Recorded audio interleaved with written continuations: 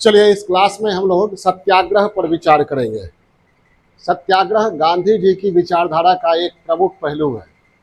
क्या? सत्याग्रह। किस पर विचार करेंगे?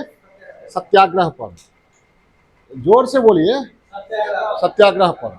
ठीक है, नजरों को झुकाए मत रखिए, मेरे तरफ देखिए। सत्याग्रह का तात्पर्य क्या हुआ? सत्य के लिए आग्रह करना। सत्य के लिए आग्रह करना मतलब सत्य पर अड़े रहना, सत्य पर डटे रहना, ये हो गया सत्याग्रह। अब सत्य पर डटे रहना, सत्य पर अड़े रहने का मतलब क्या हुआ? सत्याग्रह था क्या? विचारधारा का एक प्रमुख पहलू था, गांधी जी की विचारधारा का एक प्रमुख पहलू था। और उन्होंने राष्ट्रीय आंदोलन के क्रम में अंग्रेजों के अत्याचार और अन्याय का प्रतिरोध करने के लिए एक रणनीति अपनाई थी, जिसको समग्र रूप में सत्याग्रह के नाम से जाना जाता है। क्लियर है? क्लियर है? ठीक है। अंग्रेजों के अत्याचार, अन्याय या अंग्रेजों की दास्ता को समाप्त करने के लिए गांधी जी ने जो रणनीति अपनाया, उन्हें समग्र रूप से सत्याग्रह के नाम से जाना जाता है। क्लियर है? अब सत्याग्रह पर पहले इंट्रोडक्शन दीजिए। तरीका था, रणनीति थी, किसकी? गांधी जी की। तो क्या था तरीका, क्या रणनीति थी? सत्याग्रह का मतलब क्या हुआ? सत्याग्रह का मतलब हुआ सत्य पर अड़े रहना। क्या? सत्य पर अड़े रहना, सत्य पर अडिग रहना, सत्य पर डटे रहना। तो जब आपको आग्रह करना क्यों पड़ता है किसी चीज के लिए? डटे रहना क्यों पड़ता है? अड़े रहना क्यों पड़ता है? जब सामने वाला आपके सत्य को स्वीकार नहीं कर रहा है। ठीक है, सामने वाला आपके सत्य को स्वीकार नहीं कर रहा है, तब आपको सत्य पर अड़े रहना है, अडिग रहना है, डटे रहना है। और सामने वाले से आपको अपने सत्य को मनवाना है, मनवाने का प्रयास करना है। उन्हें यह बताना है कि हमारा जो सत्य है वो सही है, नैतिक है, उन्हें स्वीकार कीजिए। समझ में आई बात? क्या?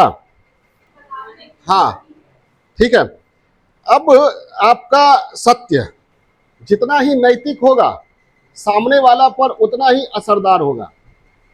आपका सत्य जितना ही नैतिक होगा, सामने वाले आप जितना ही ईश्वरीय होगा, उतना ही सामने वाला पर असरदार होगा। दबाव नहीं, असरदार होगा। ठीक है, यहाँ सत्याग्रह में दबाव की बात ही नहीं है। दबाव कह सकते हैं, असरदार होगा, प्रभावशाली होगा। गांधी जी का मानना यह था कि प्रत्येक व्यक्ति के अंदर ईश्वरीय अंश है, जो किसी में दबा होता है, किसी में जागृत होता है। समझ में आ रही बात? ठीक है। तो प्रत्येक व्यक्ति के अंदर अगर ईश्वरीय अंश है, जो नैतिक है, जो अहिंसक है, जो सबकी बात करता है, केवल स्वार्थ की बात नहीं करता है, उस अंश को जगाना है। वो अंश जब जाग जाएगा तो हमारा सत्य जो नैतिक है उसे वह स्वीकार कर लेगा। समझ में आई बात? क्लियर है? उसे वह स्वीकार कर लेगा। ठीक है, और उसे वह जब तक स्वीकार नहीं करे तब तक अडिग रहना है। यही सत्याग्रह है। अब हमारा सत्य क्या है? अंग्रेजों को समझाना कि आप जो व्यवस्था आपने लागू किया है वह सही नहीं है, या तो सुधार कीजिए या छोड़ दीजिए। हम अपनी व्यवस्था खुद चला लेंगे, अपने लोगों के हित में चला लेंगे। ठीक है, तो अंग्रेजों को यह समझाने के लिए कि आपकी व्यवस्था जो है वह सही नहीं है, या तो आप व्यवस्था में सुधार कीजिए या फिर हमारा देश छोड़ दीजिए। उन्होंने तरीका क्या अपनाया? हथियारों का, अहिंसा का, सत्याग्रह का। क्या? सत्याग्रह का। किसका? सत्याग्रह का। अब आप लोग बोल रहे हैं अहिंसा का। ठीक है, अहिंसा है ही। तो ये पहले हम सत्याग्रह को क्या ये क्लियर करें। तो जब आपका सत्य अगर नैतिक है, ईश्वरीय है, अब कुछ भी बात के लिए आप और जाइएगा तो सामने वाला मान जाएगा क्या? नहीं समझे? तुम मुझे न चाहो तो कोई बात नहीं, किसी और को चाहोगी तो मुश्किल होगी। इसके लिए अब सत्याग्रह कीजिएगा तो सफल हो जाएगा। समझ में आई बात? अब किसी के सामने सत्याग्रह कीजिएगा कि तुम अपना जमीन हमको लिख दो, और जब तक नहीं लिखोगे हम धरना पर बैठे रहेंगे। ठीक है, समझ? तो इसलिए गांधी जी का मानना था कि सत्याग्रह जो है वह सत्य, मतलब जो नैतिक हो, क्या हो, उससे स्वार्थ की भावना कहीं नहीं है, स्वयं की भावना उसमें कहीं नहीं है, स्वयं का विलोपन है। स्वयं का विलोपन समझे ना, स्व के बारे में सोचना ही नहीं है, सत्याग्रह का मतलब वो है। ठीक है, और जब आप नैतिक उद्देश्य है आपका और सामने वाले की नैतिकता को जगाना है, तो तरीका कैसा होना चाहिए, नैतिक ही होना चाहिए। ठीक है, तो दुश्मन को, शत्रु को, विरोधी को कष्ट देकर उसके अंदर अपने अनुकूल भाव जगाना सत्याग्रह हो ही नहीं सकता है। नहीं समझे आप? हा? नहीं समझे, बताते हैं, ये उदाहरण से बता देते हैं आपको। किसी को, आपको हम मार पीट कर, थप्पड़ लप्पड़ या गुस्सा के, गाली गलौज करके कहेंगे तो मेरी बात मान जाओ, जो हम कह रहे हैं वो सही है, मान जाएगा?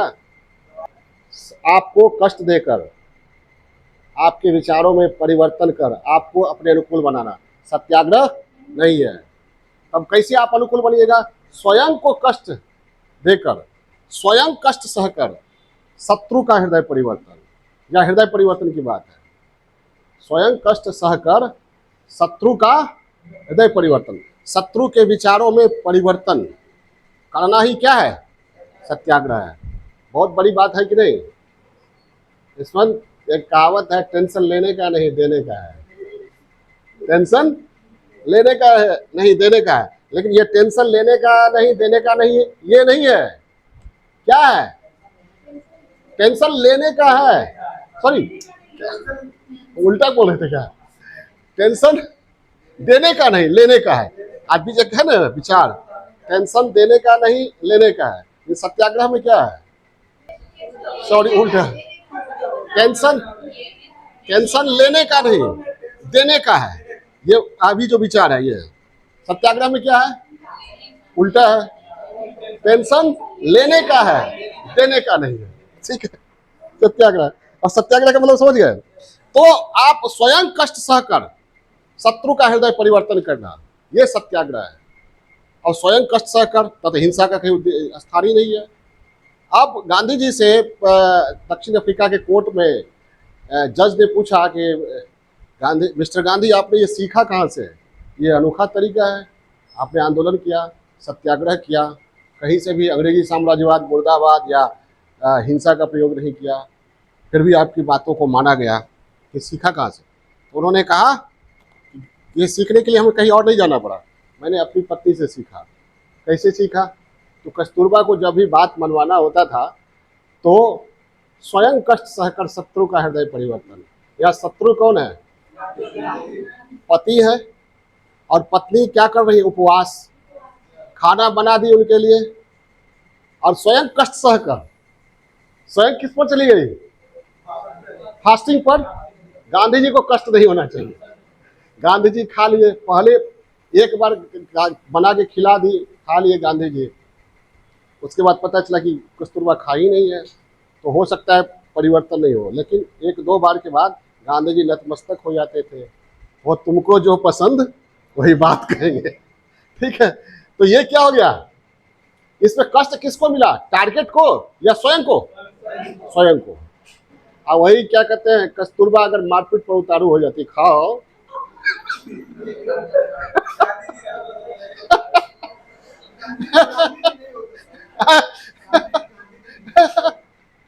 तो गांधी जी, जज ने कहा, जज ने पूछा, गांधी जी ने बड़ी सादगी से ये जवाब दे दिया, मैंने अपनी पत्नी कस्तूरबा से सीखा और उसी का उपयोग सार्वजनिक जीवन में किया।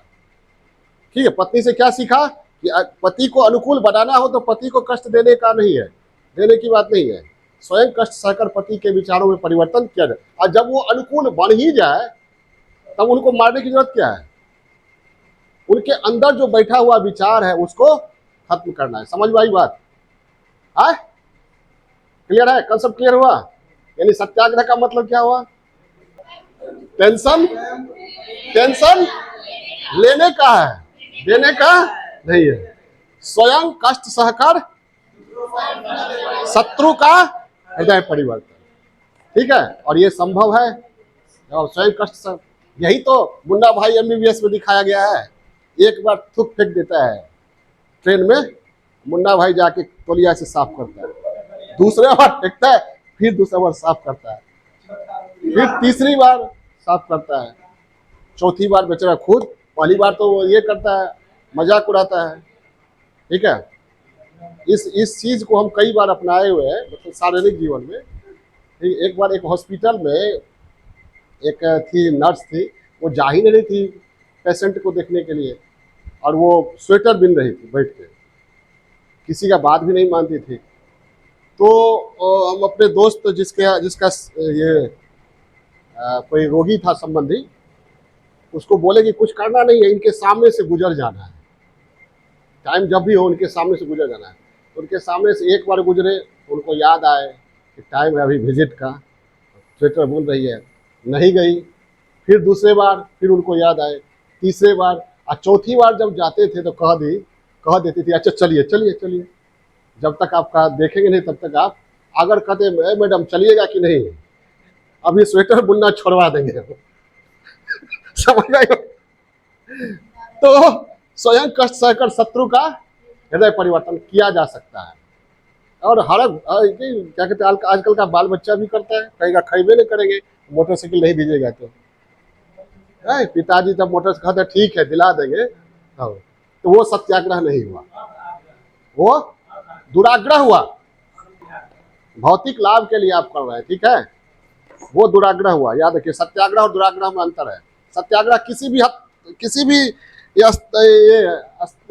भी हाल में सत्याग्रह क्या होना चाहिए, उससे स्वयं का विलोप होना चाहिए, स्वार्थ नहीं होना चाहिए, वो नैतिक होना चाहिए। ठीक है, और दूसरे के मामले में सत्याग्रह कर रहे हैं, दूसरे का हित होना चाहिए, सबका हित होना चाहिए। क्लियर है, कंसेप्ट क्लियर हुआ। तो सत्याग्रह का तात्पर्य क्या हुआ? हाँ, अब इंट्रो, सत्याग्रह क्या था, सिंपल एक पहले लिख दीजिएगा, अंग्रेजी साम्राज्यवाद के विरुद्ध गांधी जी द्वारा अपनाई गई रणनीति को समग्र रूप में क्या कहा गया, सत्याग्रह के नाम से जाना गया। आपको क्या लगता है, गांधी जी के ये राजनीतिक विचारधारा का पहलू था या उनका जीवन दर्शन भी था?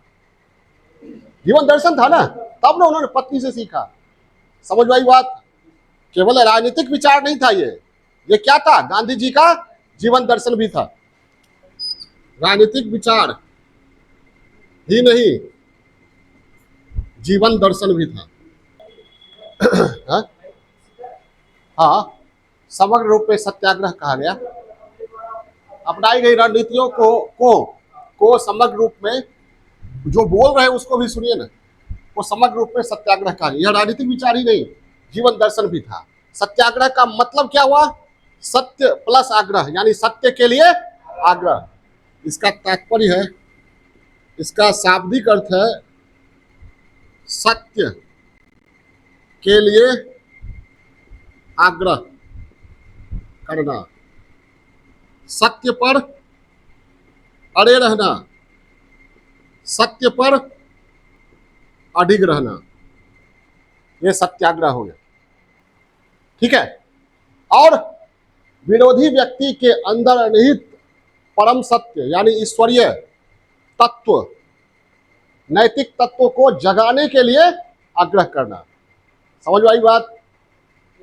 क्या विरोधी व्यक्ति के अंदर निहित परम सत्य जो ईश्वरीय है, मैंने बार बार कहा आपको, सत्याग्रह यह मानता है कि हर एक व्यक्ति में वो ईश्वरीय तत्व है, नैतिक तत्व है, बस जगा हुआ नहीं है। जिस दिन जाग जाएगा अंगुली माल बौद्ध भिक्षु बनेगा।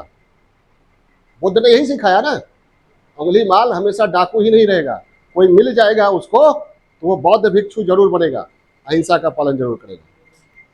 ठीक है, सत्याग्रह यह मानकर चलता है। अब पहले से ही आप मानकर चलिएगा कि कोई व्यक्ति है जो कभी, तब तो सत्याग्रह आपके लिए नहीं है। क्लियर है, कंसेप्ट क्लियर रखिएगा। सत्याग्रह को समझ लिए तो गांधीयन थॉट आराम से समझ जाइएगा। इस पर बहुत छिछला विचार सब इधर उधर भरा पड़ा है, सुनने को मिलेगा, देखने को मिलेगा, बुक्स में मिलेगा, नेट पर मिलेगा, बहुत पिछला विचार, ठीक है। या हम बहुत गहराई से समझाने का प्रयास कर रहे हैं। हम दावा भी नहीं कर रहे हैं कि संपूर्ण रूप से हम आप एनालिसिस कर जो कर रहे हैं वो ये होगा, ठीक है। तो सत्य पर अडिग रहना, समझ गए। और सत्य पर अडिग क्यों रहे हैं हम?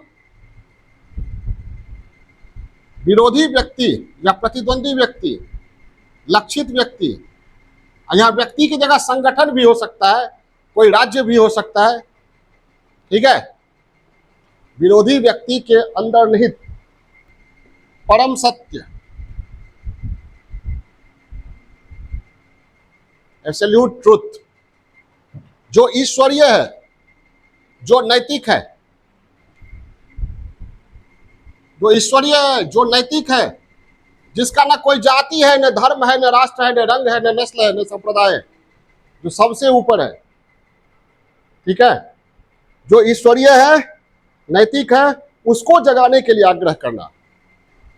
नैतिक है, उसको जगाने के लिए आग्रह करना। परम सत्य जो ईश्वरीय है, नैतिक है, उसको जगाने के लिए आग्रह करना। परम सत्य यही कि हर एक व्यक्ति के अंदर ईश्वरीय तत्व है, नैतिक तत्व है, उसको जगाना है। ऐसा नहीं कि वो अपराधी है, पापी है, दुराचारी है। अरे सत्याग्रह किसके लिए कीजिएगा आप? सामने वाला बात नहीं मान रहा है, दुराग्रही है, अपनी बात को थोप रहा है। हमको समझाना है कि आप जो कह रहे हो, कह रहे हैं वो सही नहीं है, ठीक है। अब ये आपको पेशेंस रखना है। सत्याग्रह के लिए पेशेंस की बहुत जरूरत है, सामने वाला समझे। जबरदस्ती थोपे नहीं, मान ही लो, कहते हैं सुनते नहीं हो। तुम कम बोलो, समझ गए। उसको जगाने के लिए क्या? अच्छा बोलो बोलो बोलो बोलो बोलो बोलो बोलो, जल्दी बोलो। वही तो बोले, नैतिक होना चाहिए, स्वयं का भाव उसमें नहीं हो। खाली अपने बारे में सोचोगे तो सत्याग्रह बात ही, तब तो चाहोगे मार पीट के, थोप के, ठीक है, जैसे हो वैसे मना ले, तब सत्याग्रह की बात ही नहीं होगी, जबरदस्ती थोपे। चलो, कभी कभी तुम भी दुराग्रह करते हो, समझ गए। क्लास में दुराग्रह पर होता रहता है। सबको देखो, सबका क्लास सबका है। सब जगाने के लिए आग्रह करना, क्लियर है? जगाने के लिए आग्रह करना, यह मतलब ये हुआ कि जो ब्रह्मांडीय शक्ति है, जो सर्वशक्तिमान तत्व है, वो जोड़ना जानता है। मतलब उसमें सृजन का भाव है, ठीक है, उसमें सृजन का भाव है, सबके प्रति सृजन का भाव है। वो कभी भी हिंसक हो ही नहीं सकता है। अब वो सबके अंदर विद्यमान है, वो सबके अंदर विद्यमान है, उसको जगाना है। वो जब जाग जाएगा, क्या हुआ? वो जब जाग जाएगा तब कोई शत्रु के अंदर शत्रुता का भाव खत्म हो जाएगा। और जब शत्रुता का भाव खत्म हो गया तो शत्रु रहा कहाँ, ठीक है। उसको जगाने के लिए आग्रह करना क्या हुआ? और अपने नैतिक सत्य के अनुकूल बनाना, आग्रह करना और अपने नैतिक सत्य के अनुकूल बनाना। या नैतिक शब्द जानबूझ के दिए हैं, अब सत्य में कुछ हो कह दीजिएगा, हमारा सत्य यही है। अब क्लियर है? पूरा सुन लो, तब उसके बाद उतावला नहीं हो जाओ। एक सबसे अच्छा ये होगा कि आप पहले पूरा सुन लीजिए, तब आपके अंदर जो उछल कूद चल रहा है ना, वो स्वयं शांत हो जाएगा। नैतिक सत्य के अनुकूल बना, अपने नैतिक सत्य के अनुकूल बनाना। अब ये तो बताएं, तुम्हारा जो सत्य है, वो नैतिक होना चाहिए, अभी ना बताए। तब फिर तुम पूछ क्या रहे हो? अब तो तुम्हारा नैतिक सत्य क्या है? तुम्हारा नैतिक सत्य जो है वो सबका होगा। हाँ, खाली तुम्हारा, जब तुम अपने बारे में सोचोगे तो सत्य नैतिक हो ही नहीं सकता है। हाँ, और क्या? चलिए आगे बढ़िए। पहले हम पढ़ा दे रहे हैं, आप लोग सुन लीजिए, इस पर डिस्कशन कीजिएगा। सबका सत्य अलग अलग है, इसलिए आप लोग कॉमन ट्रुथ पे आ नहीं रहे हैं। हाँ, पहले मैंने समझाया ना, उसके बाद समझाया तो स्वयं कष्ट सहकर शत्रु का हृदय परिवर्तन। सबसे सटीक अर्थ यही हुआ, स्वयं कष्ट सहकर शत्रु का हृदय परिवर्तन देखिए, स्वयं कष्ट सहकर हृदय परिवर्तन के सहारे विरोधी व्यक्ति को अनुकूल बनाना। स्वयं कष्ट सहकर, स्वयं कष्ट सहिएगा तो हृदय परिवर्तन होगा। ये गांधी जी का मानना है कि आप कष्ट सहेंगे तो हृदय परिवर्तन जरूर होगा। स्वयं कष्ट सहकर हृदय परिवर्तन के सहारे विरोधी व्यक्ति को अनुकूल बनाना, यानी उसका विरोध भाव जो है उसके अंदर वो खत्म करना। विरोधी व्यक्ति को अनुकूल बनाना। अनुकूल किसके? आप अपने अनुकूल बनाइएगा कि हमारा विचार मान लो। हाँ, अपने नैतिक सत्य, अपने विरोधी व्यक्ति को अनुकूल बनाना, यानी शत्रु के अंदर की शत्रुता को, शत्रु को नहीं मारना है, पापी के अंदर के पाप को मारना है। शत्रु के अंदर की शत्रुता, तो शत्रु के अंदर की शत्रुता जब खत्म हो गई, पापी के अंदर की जो पाप खत्म हो गया, तो शत्रु रहा ही नहीं। वो अंगुली पर डाकू जो है वो क्या बन गया? अंगुलीवाल बन गया। समझ में आई बात? कोई व्यक्ति शारीरिक रूप से ही जीवित नहीं होता है, उसका एग्जिस्टेंस जो है शारीरिक रूप से ही नहीं होता है, वैचारिक रूप से ही होता है। और किसी व्यक्ति पर जब आप विचार थोपते हैं तो उसकी फिजिकल एक्टिविटी हो सकती है आपके अनुकूल हो, लेकिन उसके मेंटल एक्टिविटी पर आपका कोई अधिकार नहीं है। फिजिकली उसका 25 तो ताला लगा दीजिए, ठीक है, लेकिन मेंटली तो फ्री रहेगा वो, उसकी आत्मा तो स्वतंत्र है, ठीक है। तो वहां पर परिवर्तन कर सकते हैं आप, तो कीजिए, तब ताला लगाने की जरूरत नहीं पड़ेगी। विचार बदलना है, ये बताना है कि तुम जो सोच रहे हो वो सही नहीं है, वो नैतिक नहीं है, ये बदलना है। क्लियर हुआ? पूरे मन में कुछ विचार हो रहा है। सुनी जब समझ जाता है तब लगता है समझ हो। लिखिए, यानी शत्रु के अंदर की शत्रुता समाप्त करना, पापी के अंदर के पाप को समाप्त करना, अपराधी के अंदर की अपराध वृत्ति को समाप्त करना, अपराधी के अंदर की अपराध वृत्ति को समाप्त करना। जब भी दिमाग में आपके रहेगा, आपका विचार स्वयं तक सीमित रहेगा, स्वयं के हित के लिए, स्वयं की भावना के लिए, स्वयं के सोच, तब आप सत्याग्रह समझ ही नहीं पाइएगा। सेल्फ सेंटर्ड होइएगा, आत्मकेंद्रित, तब समझ ही नहीं पाइएगा, समझ से ऊपर चला जाएगा। क्लियर है? अब बताइए, आपको सुनिए इधर, सत्याग्रह आसान हथियार है कि कठिन है? कठिन है। लोग थोड़ा सा अगर विरोधी बात कोई बोल देता है तो उस पर हंगामा मचा कर देते हैं। हम अपने क्लास में ही देखे हैं, सब जगह देखते हैं। और यहाँ क्या कह रहा है? टेंशन देने का नहीं है, लेने का है, ठीक है। तो बहुत कठिन है सत्याग्रह, ठीक है। और चलिए, अब यहाँ पर ये देखिए, सत्याग्रह ये पहले क्या अपनाया गया?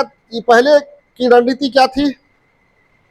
लाल बाल पाल गांधी जी से पहले आए, उन्होंने जो रणनीति अपनाई थी वो था निष्क्रिय प्रतिरोध।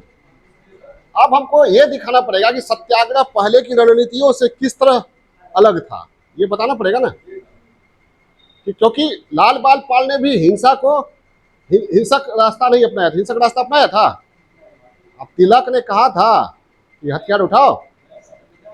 हाँ, क्रांतिकारी राष्ट्रीय आंदोलनकारी जो थे, चंद्रशेखर आजाद, भगत सिंह, तो उन्होंने खुलकर कहा शक्ति को शक्ति के बल पर ही समाप्त किया जा सकता है, हिंसा को हिंसा के बल पर ही समाप्त किया जा सकता है, कहा। लेकिन लाल बाल पाल ने नहीं कहा। तो लाल बाल पाल से गांधी जी का क्या अंतर? अब सुनिए, राष्ट्रीय आंदोलन का प्रथम चरण जो है वो उदारवादी है।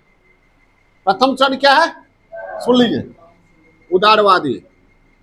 उदारवादी जो थे वो सहयोग और सुधार की रणनीति पर चल रहे थे। ब्रिटिश शासन से सहयोग करना है और उसको भारत में सामाजिक, आर्थिक, राजनीतिक सुधार करने के लिए प्रेरित करना है। कहना है कि आपका शासन ठीक ठाक है, लेकिन अपने यहाँ संसद है बनाए हैं, अपने यहाँ इंडस्ट्री खड़ा किए, वो हमारे यहाँ भी कीजिए। ये मानते थे कि क्या, कि इनका जो ये अंग्रेजी राज जो है दैवी कृपा है, भारत में रिफॉर्म लाने के लिए हुआ है। तो ये जो पॉलिसी अपनाते थे, प्रार्थना याचना की रणनीति अपनाते थे, प्रार्थना करना, याचना करना, शिष्टमंडल बनाना, मिलना, वायसराय को ये करना, ये हमारी मांग है, ये पूरा कर दीजिए। 1885 से 1905 के पहले तक ये पॉलिसी चली, ये सफल नहीं हुई। तब आए उग्रवादी। कौन आए? लाल बाल पाल। इन्होंने कहा कि ऐसे काम नहीं चलेगा, ठीक है, ऐसे काम नहीं चलेगा। स्वराज हमारा जन्मसिद्ध अधिकार है, और अंग्रेजी राज कितना भी बढ़िया हो, वो विदेशी दासता से अच्छा नहीं होता है, ठीक है। विदेशी बेड़ियों को तोड़ना है, स्वराज हमारा जन्मसिद्ध अधिकार है, इनको जाना पड़ेगा, ये दैवी कृपा और कुछ नहीं है। समझ आई बात? दैवी कृपा कुछ नहीं है।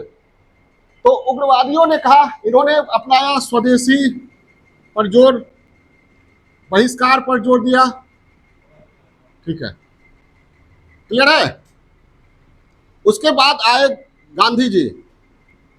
स्वदेशी यहां भी है, बहिष्कार यहां भी है, यहां भी स्वदेशी है, यहां भी बहिष्कार है, दोनों में अंतर क्या है? और इन तीनों के परे एक थे क्रांतिकारी आतंकवादी या क्रांतिकारी आंदोलनकारी। हिंसा को, इनका विजन क्लियर, एकदम क्लियर था, क्या? हिंसा को हिंसा से ही समाप्त किया जा सकता है, ठीक है। शक्ति को शक्ति के द्वारा ही समाप्त किया जा सकता है, ठीक है। कहा जाता है सचिंद्र सान्याल एक बार अपने प्रयोगशाला में थे, और एक गांधी जी के अनुयायी आए, और उन्होंने कहा कि ये सब उचित नहीं है, आप लोग जो रास्ता अपनाए हिंसा का वो ठीक नहीं है, तो आप ये तरीका छोड़िए और अहिंसा पर उतर आइए, ठीक है। तो सचिन सान्याल या भगत सिंह की कहानी है, पूरा याद नहीं आ रहा है, लेकिन कोई क्रांतिकारी ही थे जिनके जीवन में। तो वो उठे और कंठ दबा दिए, उसका जो कह रहे थे कंठ दबा के ले गए वो, हाँ, ठीक है। पहले तो उन्होंने कहा ये क्या करे, उसके बाद वो मारना पीटना शुरू कर दिए सामने वाला, उसके बाद छोड़ दिए। उसके बाद सचिन सान्याल ने कहा हमारा उद्देश्य ये नहीं था आपको मारना जान से, लेकिन मैंने आपकी छाती पर बैठकर गला दबाया, तो आपने क्या किया? आपने अनुरोध किया कि छोड़ दो, उतर जाओ। जब हमारी धरती पर हमारा गला दबाए हुए कौन? अंग्रेज। उस समय अहिंसा की बात करना उचित नहीं है। ये हिंसा के सहारे ये टिका हुआ है हमारे यहाँ, इसे हिंसा के द्वारा ही समाप्त किया जा सकता है।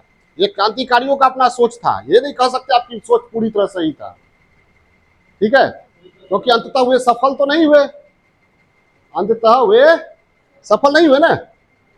सफलता कह सकते हैं, लॉजिक दे सकते हैं, आंशिक रूप से सफल हुए, लेकिन सफलता तो नहीं मिली, ठीक है। तो आइए, हाँ, अब यहाँ पे ये इनका विजन क्लियर था, हिंसा। अब इन तीनों का विजन में क्लियरिटी नहीं आती है। यहाँ तो विजन क्लियर है, ये किसी भी अर्थ पर ये चाहते ही नहीं थे कि ये ब्रिटिश ताकत यहाँ से जाए, ये चाहते थे जाए, और ये भी चाहते थे जाए, दोनों में अंतर क्या था? तो उग्रवादियों की रणनीति को माना जाता है निष्क्रिय प्रतिरोध, पैसिव रेसिस्टेंस, और क्रांतिकारियों की रणनीति को सक्रिय प्रतिरोध, एक्टिव रेसिस्टेंस, प्रतिरोध करना है एक्टिव होकर एकदम, इसका प्रतिरोध करना है लेकिन निष्क्रिय होकर। और गांधी जी की रणनीति कहा जाता है सत्याग्रह। अब फिर आप लोगों को समझ में नहीं आया होगा ये दोनों मंत्र क्या है, ठीक है। तो ये निष्क्रिय प्रतिरोध किसका था? उग्रवादियों का, लाल बाल पाल का। इनका मानना था कि हम, गौर से सुनिएगा, हम न तो हिंसा के समर्थक हैं और न ही अहिंसा के पुजारी। अगर अफजल खां को मारने के लिए शिवाजी की जरूरत पड़े तो शिवाजी का भी हम समर्थन करेंगे। किसका? इसलिए इनको कहा गया निष्क्रिय प्रतिरोध, मतलब जरूरत पड़ने पर ये हिंसा का सहारा, यानी हथियार उठा सकते हैं अंतिम समय में। सत्याग्रह किसी भी कीमत पर हथियार नहीं उठाना है, ठीक है। अहिंसा के पुजारी बनकर रहना। तो मंत्र समझ गए। निष्क्रिय प्रतिरोध क्या है? किसी भी मतलब, हाँ, जरूरत पड़ने पर हिंसा का सहारा लिया जा सकता है। ये सत्याग्रह में किसी भी कीमत पर हथियार का सहारा नहीं लिया जा सकता है। हाँ, सपोर्ट इसमें ज्यादा होगा, किसमें? सत्याग्रह में। दोनों में अंतर समझ गए ना? अब इसमें शक्तिशाली का अस्त्र कौन हो सकता है, निष्क्रिय प्रतिरोध या सत्याग्रह? सत्याग्रह। ये कमजोर व्यक्ति का अस्त्र है, डर जाएगा, लगेगा हमको मार देगा ये हथियार उठाएंगे तो। समझ में आ रही बात? और निष्क्रिय प्रतिरोध में क्या है कि उद्देश्य की पूर्ति के लिए हिंसा का सहारा लिया जा सकता है। अभी ले नहीं रहे हैं, ये लिया। और सत्याग्रह में क्या है? उद्देश्य की पूर्ति के लिए किसी भी कीमत पर सत्याग्रह का सहारा, सॉरी, हिंसा का सहारा नहीं लेना है। क्लियर हुआ? क्लियर हो गया? सत्याग्रह है, उग्रवादी है जो, हाँ, यहाँ पर हिंसा हो रहा है तो हाँ, अंग्रेज कहीं ना कहीं तो दबा देगा, सत्याग्रह करने पर अंग्रेज कुछ नहीं कर पाते हैं। हाँ, ठीक कर रहे हो, ठीक। समझ गए? कोई दिक्कत? पहले वाली रणनीति से ये किस तरह अंतर था? क्योंकि लाल बाल पाल ने भी स्वदेशी बहिष्कार, गांधी जी ने भी स्वदेशी बहिष्कार पर जोर दिया, तो फिर अंतर क्या था? कंफ्यूजन यही क्रिएट होता है। कहा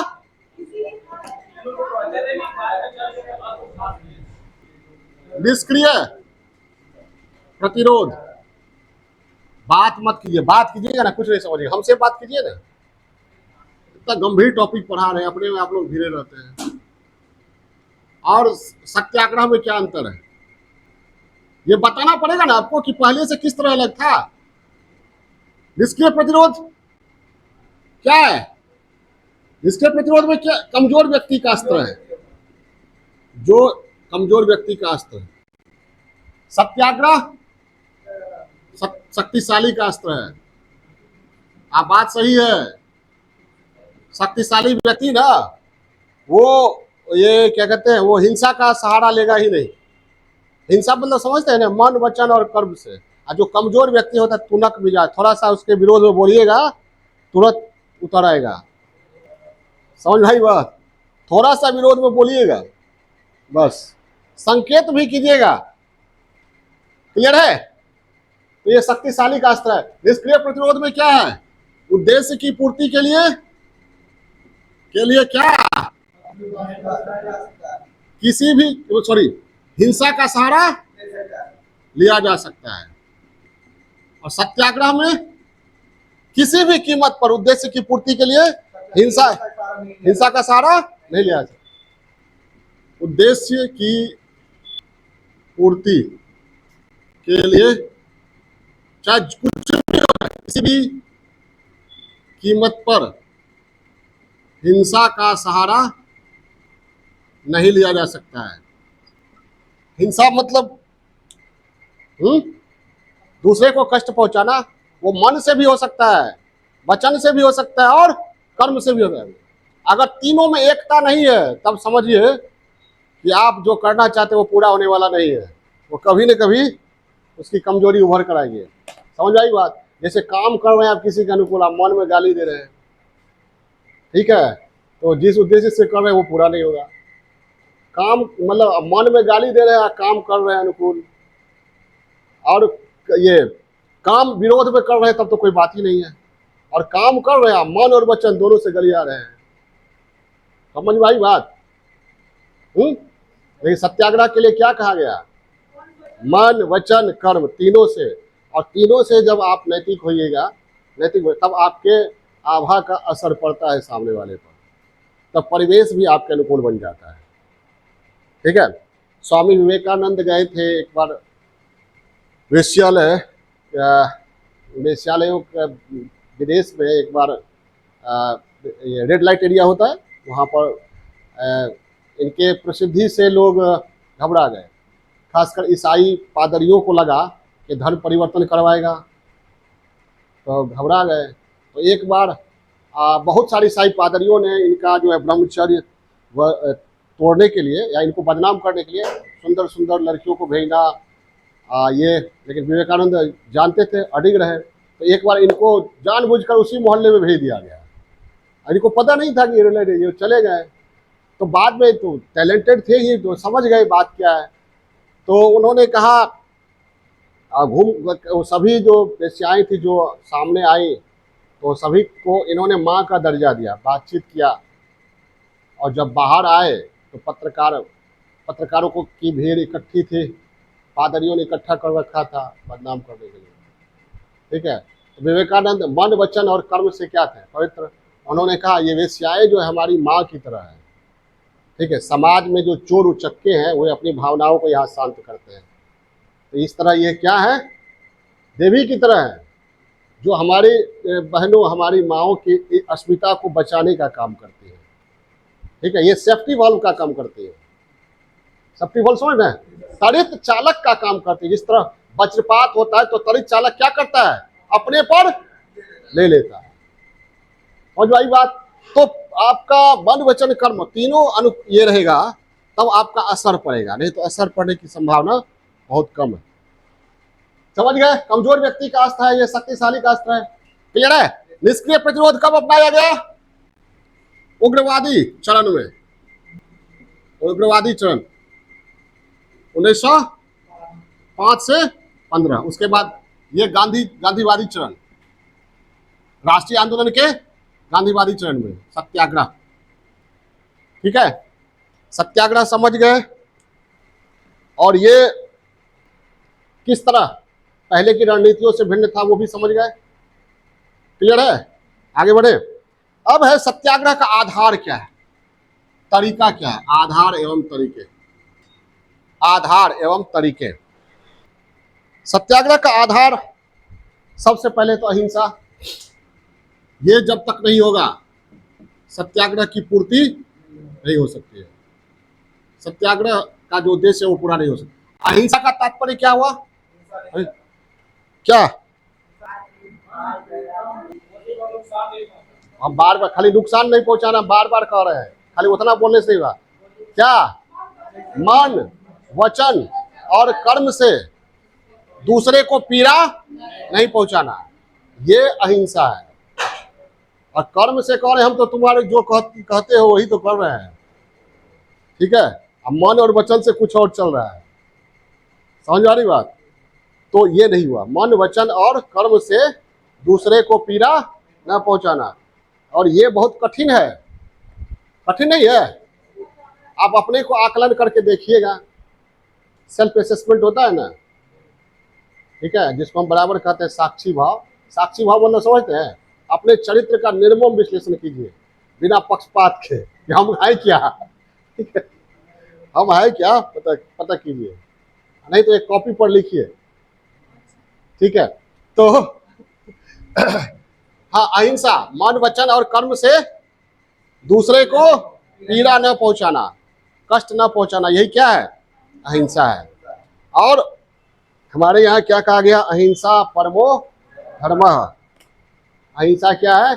सबसे बड़ा धर्म है। क्यों कहा गया? समझ गए? मन वचन और कर्म तीनों से किसी को कष्ट नहीं पहुंचाना है, पीड़ा नहीं पहुंचाना है। ठीक है, हालांकि इस पर जो है आप एक और विचार प्रचलित है जिसकी चर्चा कर देना उचित है, उसके बाद आपके विवेक पर।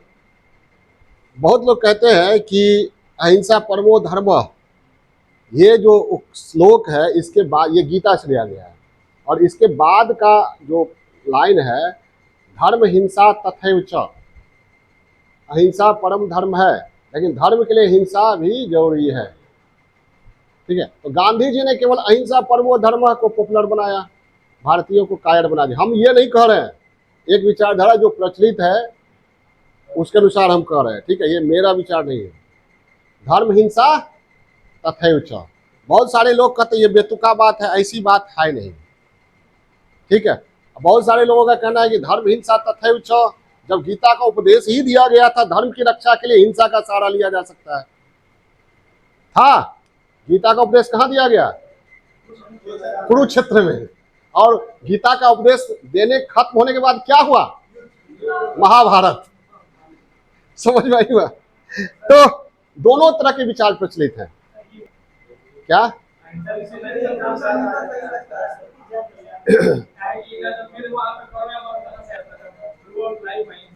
हाँ, अब वो बताएंगे ना। यहाँ सत्याग्रह को समझा रहे हैं। सत्याग्रह का आधार क्या है? ओह, आधार क्या है? अहिंसा। आधार क्या है? अहिंसा। अब इसको समझने का प्रयास कीजिए, बढ़िया से समझिएगा, तब कंफ्यूजन नहीं होगा। कभी आप हिंसा का सहारा लेते हैं, ठीक है, तो वो सत्याग्रह नहीं हो सकता है। जब आप हिंसा का सहारा लेते हैं तब सत्याग्रह ही नहीं रहे, तब कुछ और आग्रह लेकर चल रहे हैं आप, ठीक है। तो हम उस पर भी बात करेंगे हम, जो आपने कहा कि करो और मरो का नारा दिया लास्ट में गांधी जी ने, ठीक है, करो और मरो। तो अभी बताएंगे कि कस्तूरबा की बात जब गांधी जी नहीं मानते थे तो कस्तूरबा क्या करती थी? पहले तो उपवास करती थी, फिर पहले असहयोग, उपवास, फिर अवज्ञा, और फिर भारत छोड़ो। गांधी जी का घर छोड़ के चली जाती थी मायके। अब गांधी जी को तब उनका महत्व समझ में आता है, ठीक है। भारतीय पत्नी भारतीय समाज में जब चली जाती है तब पति को उनका महत्व मालूम होता है। तब गांधी जी जाते थे मनाने, और हर बार कहते थे क्या? इसके बाद नहीं होगी। समझ में आई बात है? तो चलिए आगे बढ़ते हैं। लेकिन कस्तूरबा हर बार आती थी और समझती थी कि गांधी जी आगे क्या करने वाले हैं, ठीक है।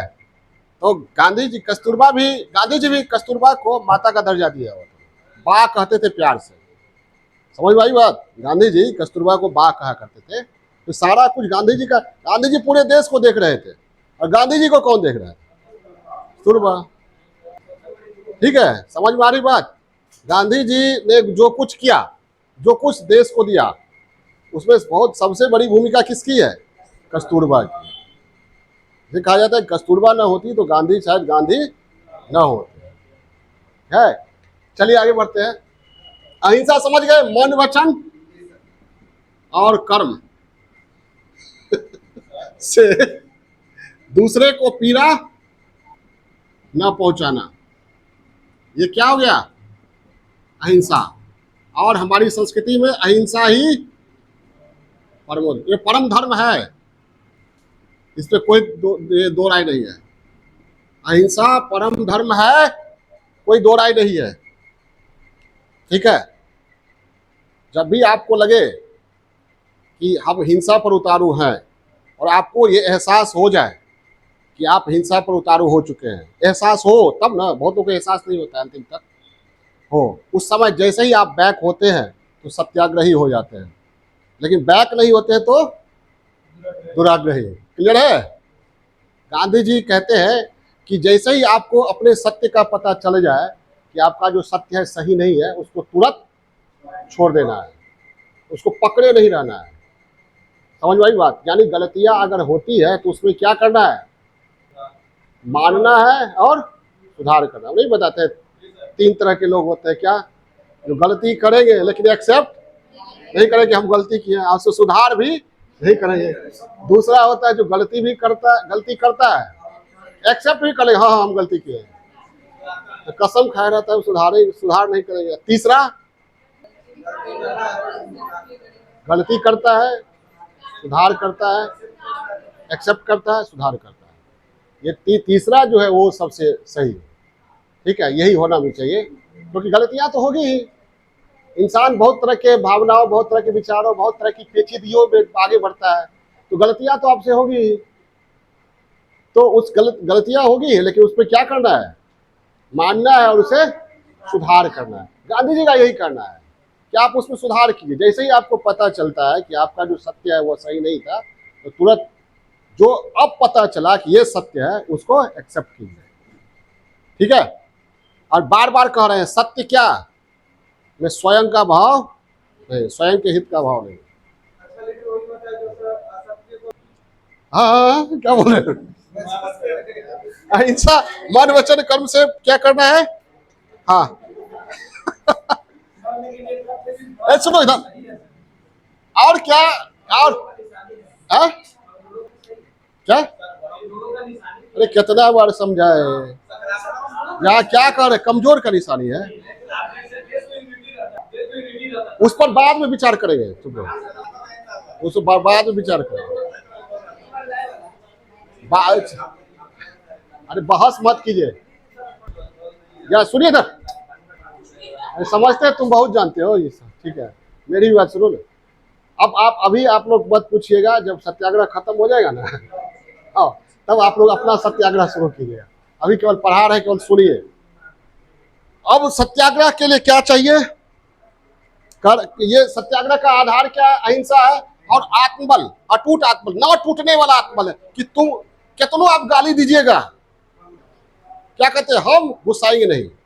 जैसे हम ओशो रजनीश का एक सुन रहे थे, चाइना में कन्फ्यूशियस के समय में एक परंपरा प्रचलित थी।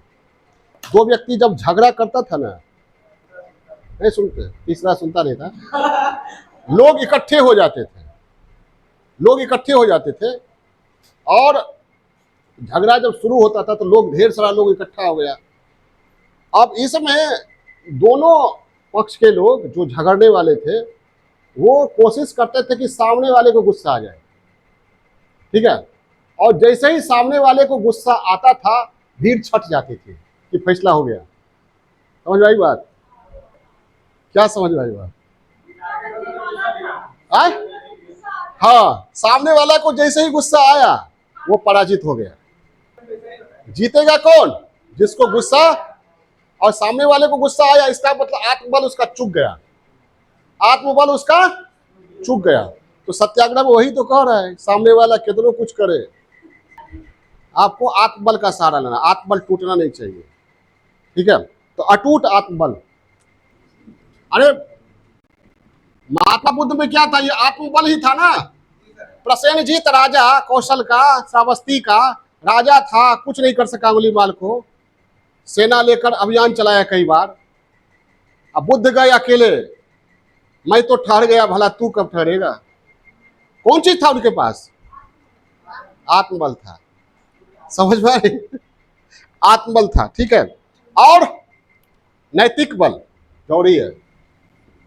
लोगों को लगना चाहिए कि आप जो कर रहे हैं वो नैतिक है, उचित है, रेलिवेंट है, ठीक है, उसके पीछे नैतिक बल होता है। और आप जो कर रहे हैं उसके पीछे नैतिक ताकत होती है ना, उसका असर सामने वाले पर पड़ता है, बहुत पड़ता है। हम तो देखे प्रशासन में रह के, बहुत पड़ता है। चाहे सामने वाला कितनों गुंडा बदमाश हो, आप अगर ईमानदार हैं और आपका मन पवित्र है तो सामने वाले पर असर पड़ता है, पॉजिटिवली असर पड़ता है। एक निगेटिव सोच है ना हमारे समाज में कि गुंडा बदमाश ये सब रहता है, पॉलिटिक्स में भरा हुआ, लोग नहीं मानता, लेकिन ऐसी बात नहीं है। वही दिक्कत होती है क्या कि मन वचन कर्म से अगर एक हो गए तभी ना असर पड़ेगा। तो ये नैतिक बल होनी चाहिए। और सबसे बड़ा जरूरी नहीं, या तो सब कुछ ये है, सहिष्णुता, सहनशीलता, टॉलरेंस। वो जो चाइना में जो लड़ता था दोनों, वो किसकी परीक्षा होती थी? हाँ, टॉलरेंस की। तो सहिष्णुता, सहनशीलता, सहिष्णुता, सहनशीलता। तो अपने रूममेट के साथ रहते हैं तो जैसे ही वो गुस्सा दिलाए आप हंसिए, नहीं, प्रयोग करोगे, ईमानदारी से इस पर अमल करोगे तब ना काय चालू हो जाएगा। थोड़ा अपने चरित्र में बदलाव लाने का प्रयास करोगे तब ना। कि गुस्सा दिलाना है, हमको नहीं करना है गुस्सा, कहीं प्रयोग करके देखिए ना। अब ये बताते हैं, अर्जुन ने श्री कृष्ण से कहा कि माधव आप इतना तो उपदेश दे दिए, लेकिन हम सब कुछ हमारे चरित्र में विरुद्ध है, करेंगे क्या, कैसे ही होगा? तो उन्होंने एक लाइन कहा, अभ्यासेन तू कौन्तेय वैराग्येन च गृह्यते, मतलब अभ्यास से ही सब कुछ हो सकता है। Practice practice practice. तो चरित्र में बदलाव भी प्रैक्टिस से ही हो सकता है। वो एक बार सुन लिए, हंस के टाल दिए, ये नहीं हो सकता है, संभव है, हो सकता है। अब महान व्यक्ति जो होते हैं उस पर अमल करते हैं, सामान्य व्यक्ति केवल सुन के, अभी थोड़ा देर उठोगे, कुछ दिन बाद कोई कुछ कहेगा, क्लास में झगड़ना शुरू कर दोगे। चले आगे बढ़ते हैं। समझ गए? सहिष्णुता का मतलब क्या हुआ? सहिष्णुता का मतलब क्या हुआ? सहनशील होना का मतलब क्या हुआ? क्या सबसे ज्यादा आप ही को जरूरत है। सहनशीलता सहिष्णुता का मतलब हुआ दूसरे के प्रतिकूल आरोपों को सहते हुए संयम न खोना। इन हुआ दूसरे के प्रतिकूल आरोपों, आलोचना हो सकता है वो आरोप वो आलोचना सही नहीं हो, आप ये जान रहे हैं कि जो आरोप सामने वाला लगा रहा है आलोचना वो सही नहीं है, फिर भी संयम न खोना, ये सहनशीलता है। लेकिन अब आप केवल ये सहिष्णुता दिखा रहे हैं कर्म से कि चुपचाप हम सुन रहे हैं, जो बोल रहे हैं बोलो, ये मन में है कि जो कह रहा है एकदम गलत है, मन में उल्टा सोच रहे हैं, तब नहीं होगा। क्या करना है? अरे कम से कम बोलिए तो सही। प्रतिकूल प्रतिकूल प्रतिकूल आलोचनाओं कब आप संयम कब खोते हैं? जब प्रतिकूल अनर्गल जो आधारहीन बात सब सामने आती है, प्रतिकूल आलोचनाओं, निंदाओं, विचारों जो आधारहीन हो को सहते हुए संयम ना खोना। क्या हो गया? सहनशीलता। क्लियर है? क्या हुआ सहनशीलता मतलब? सब लोग बोलिए ना, तब ना असर पड़ेगा। अपने क्लास में देखते हैं बड़ी झगड़ते हैं। प्रतिकूल आलोचनाओं को झेलते हुए किसी भी कीमत पर संयम न खोना। हाँ, ये हो गया क्या? सहिष्णुता या सहनशीलता। हाँ, अब बड़ी तभी से तुम क्या, हाँ सब टॉलरेंस, इतना जब होगा तभी आप सत्याग्रह कर सकते हैं। हो गया? आगे बढ़े? चलिए आगे बढ़ते हैं। अब सत्याग्रह का तरीका क्या है? तो महात्मा गांधी ने पहले ही मैंने कहा सत्याग्रह का तरीका किससे सीखा? कस्तूरबा से। क्या जब महात्मा गांधी कस्तूरबा की बात को नहीं मानते थे, ठीक है, कस्तूरबा जो कहती थी सही ही कहती थी, परिवार के लिए नहीं मानते थे, तो क्या करती थी? तरीका उपवास, फास्टिंग। अरे ये हाँ उपवास, ये भारतीय समाज में भारतीय पत्नियों का ये बहुत अमोघ अस्त्र है ब्रह्मास्त्र है उपवास, समझ में आएगा। लेकिन सत्याग्रह वो तब होगा जब मन वचन कर्म से पति के प्रति क्या होगा? अनुकूल भाव होगा। अब उपवास कैकेयी ने भी किया था, फास्टिंग किया था कैकेयी ने। किस लिए किया? राम को 14 वर्ष का वनवास, अब भरत को। लेकिन एक बात तो तय हो गया कि उपवास का असर पड़ा, दशरथ पर भी और राम पर पड़ा ना असर, चाहे जो भी हो, लेकिन असर पड़ा। तो ये गांधी जी ने कहा कि मैंने ये तरीका सीखा, कहा उपवास से। उसके बाद ये जब गांधी जी ने लिखा है कि उपवास से भी नहीं मानते थे तो क्या करती थी? धरना, धरना दे देना, ठीक है, धरना दे देना, धरना समझ नहीं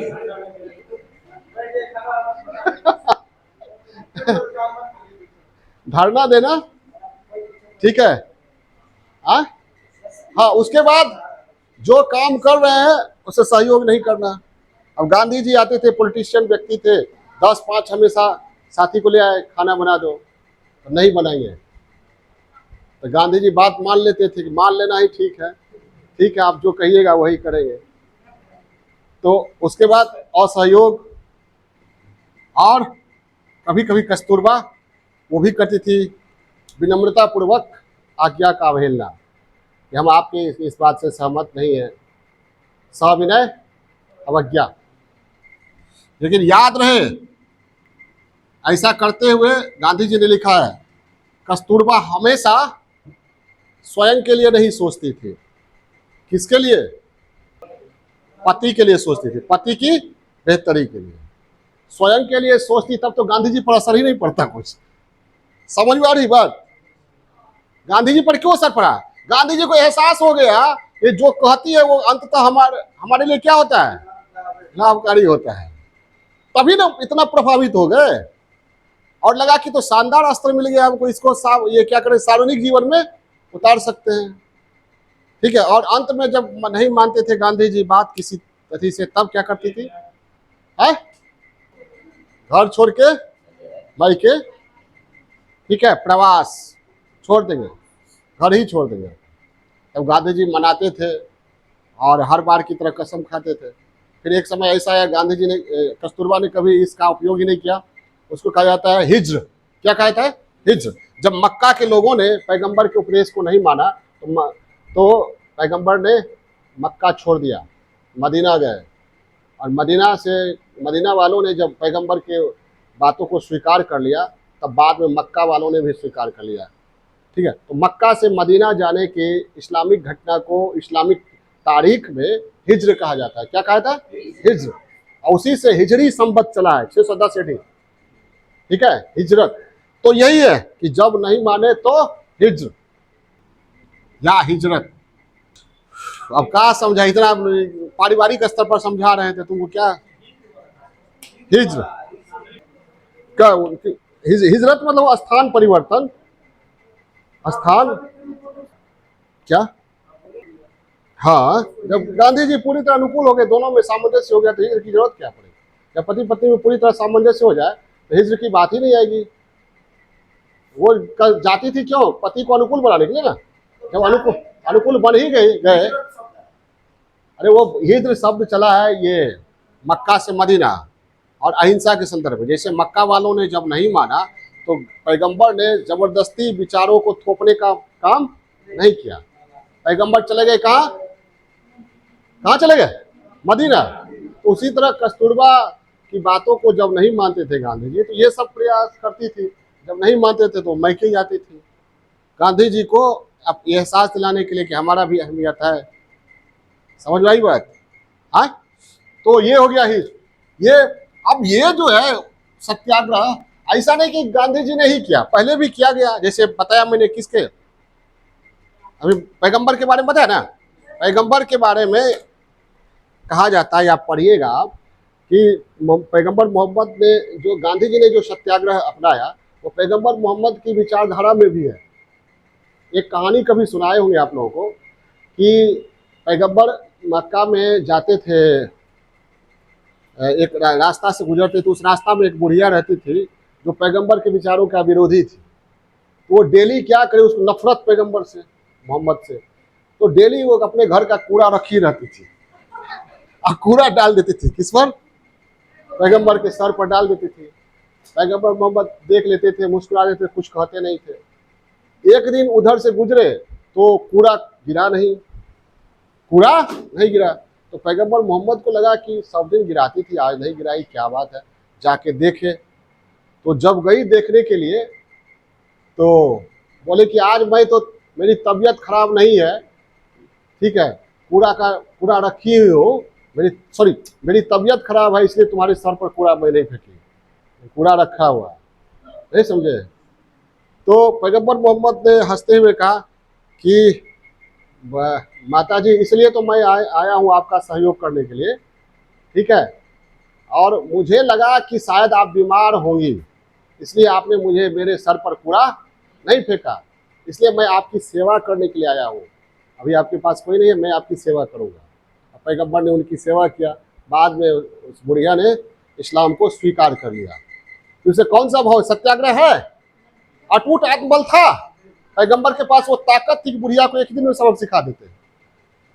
अनुयायी भी थे, उनको जाना भी नहीं था, किसी भी अनुयायियों को कह के उनको सबक सिखाया जा सकता था। अटूट आत्मबल था, अहिंसा था, मन से, वचन से, कर्म से, तीनों से।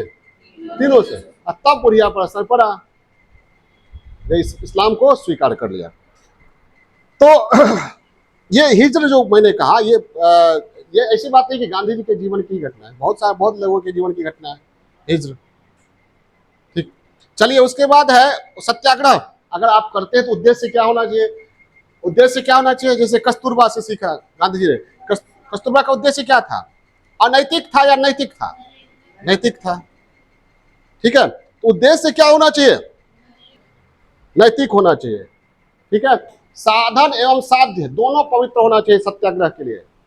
जो तरीका अपना है वो भी पवित्र होना चाहिए और जो आपका उद्देश्य है वो भी पवित्र होना चाहिए। अगर उद्देश्य पवित्र और नैतिक नहीं है तब सत्याग्रह छलावा है, वो दुराग्रह है, धोखा है। ठीक है, उद्देश्य अगर पवित्र नहीं है, नैतिक नहीं है, तो सत्याग्रह क्या है? छलावा है, धोखा दिया जा रहा है पब्लिक को या आपको या किसी और को। तो उद्देश्य, सत्याग्रह का उद्देश्य क्या होना चाहिए? भूख नहीं ना लगा है? ऐसा नहीं कि हम हिंसा कर रहे हो आप मौके मोर से कह रहे सर कब तक रुके हुए। हाँ हाँ नहीं सर पढ़ाइए। हाँ, अगर ये क्या हुआ, साधन एवं साध्य दोनों पवित्र होना चाहिए। साधन एवं साध्य दोनों पवित्र होना चाहिए। उद्देश्य क्या होना चाहिए? नैतिक होना चाहिए। उद्देश्य क्या होना चाहिए? नैतिक होना चाहिए। उद्देश्य में स्वार्थ की पूर्ति नहीं होनी चाहिए, अन्यथा क्या है? सत्याग्रह दिखावा है, छलावा है। अन्यथा सत्याग्रह छलावा है। ठीक है, आरंभ एवं विकास। देखिए महात्मा गांधी ने इसे यहीं पर लिख देते, आरंभ एवं विकास। ये गांधी जी के संदर्भ में महात्मा गांधी ने इसे अपने सार्वजनिक संघर्ष का अस्त्र माना और सर्वप्रथम दक्षिण अफ्रीका में उपयोग किया और इसमें काफी सफलता मिली, वे काफी हद तक सफल भी रहे। ठीक है, और यह रणनीति समकालीन विश्व में अनोखी रणनीति थी। दक्षिण अफ्रीका में किसके खिलाफ किया था? रंग भेद के खिलाफ, अपार्थाइड जिसको कहा जाता है। क्या? अपार्थाइड। अपार्थाइड समझते हैं ना? रंग के आधार पर ये भेदभाव। जैसे आपको हालांकि संदर्भ अलग है लेकिन एक उदाहरण दे रहे हैं आपको। यूपी में ये ऑर्डर जारी किया गया है कि कांवड़िया जल लेकर जाते हैं शंकर भगवान को जल चढ़ाने के लिए, तो रास्ते में जितने फल वाले हैं, दुकान वाले हैं, अपने दुकान या फल वाला ठेला के नाम के, ये ठेले के आगे अपना नाम लिखेंगे। नहीं पता है? नाम लिखेंगे ताकि कांवड़ियों को कोई कंफ्यूजन ना हो, भ्रम ना हो। तो इसका विरोध किया है ये असदुद्दीन ओवैसी, अच्छे वक्ता हैं। उन्होंने कहा है दक्षिण अफ्रीका में इसे अपार्थाइड कहा जाता था। क्या कहा जाता था? अपार्थाइड, रंग भेद। तो रंग भेद वहाँ श्वेत लोगों के लिए अलग कानून था और ब्लैक लोगों के लिए अलग कानून था। कहाँ? दक्षिण अफ्रीका में। इसी को कहा गया अपार्थाइड। क्या कहा गया? अपार्थाइड। हिंदी में रंग भेद। भारत में रंग भेद है? भारत में रंग भेद है? हाँ? भारत में कास्टिज्म है। तो कास्टिज्म और रंग भेद में क्या अंतर है? भारत में रंग भेद नहीं है। हाँ? नहीं है, रंग के आधार पर भेदभाव नहीं होता है। आप मैट्रिमोनियल पढ़िए तो एक भी व्यक्ति नहीं लिखा होता है कि ये दुल्हन जो है वो सांवली होनी चाहिए। नहीं है, वधू चाहिए, वर चाहिए। उसमें लड़का का रंग कैसा हो? गोरा हो, लड़की का रंग गोरी हो। कोई लिखता है लड़का काला हो, सांवला हो और लड़की सांवली हो? व्यक्तिगत स्तर पर भी लोग भेदभाव करते हैं कि हमको गोरा नहीं काला चाहिए, गोरी नहीं काली चाहिए, या काली नहीं गोरी चाहिए। ठीक है, तो रंग भेद यहाँ भी है। लेकिन आप कहिएगा कि हमारे यहाँ रंग भेद नहीं है। हमारे यहाँ, हमारे देश में रंग भेद, सरकारी स्तर पर रंग भेद नहीं है। रंग के आधार पर भेदभाव हमारे यहाँ नहीं होता है। आम जनजीवन में होता है वो अलग चीज है, सरकारी स्तर पर रंग भेद नहीं है। समाज में रंग भेद को मान्यता नहीं है, नहीं है ना? हमारी संस्कृति में रंग भेद को मान्यता नहीं दी गई है। हाँ? हाँ, नहीं रंग भेद, हाँ फेयर लवली रंग भेद के आधार पर ही है। उसमें मानसिकता तो वही है कि काला ठीक नहीं होता है, लगाओ और गोरा हो जाओ। ठीक है, ज्यादा से ज्यादा स्वीकार्य बन जाओगे। रंग भेद लेकिन हमारी संस्कृति में रंग भेद नहीं है। ठीक है। कृष्ण भगवान कहते हैं यशोदा से कि राधा क्यों गोरी मैं क्यों काला। ठीक है, कृष्ण भी काले, राम भी काला, राम भी काले, कृष्ण भी काले। ये काले, हाँ, श्याम कृष्ण नाम ही इसलिए पड़ा, कृष्ण मतलब काला होता है, एकदम काला थे। इस्कॉन के मंदिर में जाइएगा तो कृष्ण का प्रतीक जो व्यक्ति बनता है वो काला होगा, एकदम एकदम काला होगा, हाँ सांवला होगा। काला और सांवला में ज्यादा अंतर नहीं है। हाँ, मन रखने के लिए लोग सांवला बोल देते हैं, या कहेंगे लाल गुराई है। चलिए, तो रंग भेद समझ गए ना। रंग भेद मतलब क्या हुआ? रंग के, रंग के आधार पर। ठीक है, रंग कौन, किसका रंग? शरीर, त्वचा के रंग के आधार पर, स्किन, चमड़ी के रंग के आधार पर। ठीक है, तो कहा जाता है कि आज व्यक्ति समाज में कोई चमड़ी के आधार पर लोगों को पहचानता है, कोई दमड़ी के आधार पर लोगों को पहचानता है। नहीं समझे? दमड़ी मतलब पैसा। ठीक है, चलिए, अपार्थाइड एक चैप्टर ही है, यूपीएससी मेंस में पढ़ना है, हिस्ट्री ऑप्शनल में। ठीक है, हम पढ़े हुए। हाँ, नेल्सन मंडेला उसी के खिलाफ 27 वर्ष तक ये रॉबिन द्वीप पर रहे ना, का ये बंदी रहे, 27 साल उन्होंने बिता दिया, तब जाकर अपार्थाइड की नीति को दक्षिण अफ्रीकी सरकार ने त्यागा था। तो रंग भेद। उसके बाद भारत में जब आए चंपारण सत्याग्रह, नाम से ही स्पष्ट है, खेड़ा, अहमदाबाद। चंपारण सभी लोग जानते हैं, ज्यादा हम जिक्र नहीं करेंगे। अहमदाबाद का जिक्र करना जरूरी है, क्योंकि अहमदाबाद में जो है, चंपारण में गांधी जी क्या करते थे जानते हैं? चंपारण में आप लोग सभी लोग पढ़े होंगे। चंपारण में गांधी जी गए यहाँ से, और 3 कठिया प्रणाली या वहाँ जो भी अत्याचार हो रहा था नीलहे घोरों का, उसके विरुद्ध उन्होंने क्या किया? अभियान चलाया। अभियान में क्या हस्ताक्षर करना था। ये अभियान से ही सरकार ये डर गई कि अभियान चला क्यों रहा है, आंदोलन होगा वगैरह वगैरह। फिर गांधी जी को अरेस्ट किया गया वगैरह, बाकी की कहानी आप लोग जानते हैं। गांधी जी को सफलता मिली। अहमदाबाद का उदाहरण, अहमदाबाद की चर्चा करना जरूरी है, क्योंकि यहाँ पर गांधी जी ने ऐसे व्यक्ति के खिलाफ अनशन किया जिसके यहाँ खुद ठहरे थे, जो उनके परम मित्र थे, अंबालाल साराभाई। अंबालाल साराभाई का अहमदाबाद में मिल था, कपड़ा मिल, और ये अहमदाबाद में प्लेग फैला हुआ था।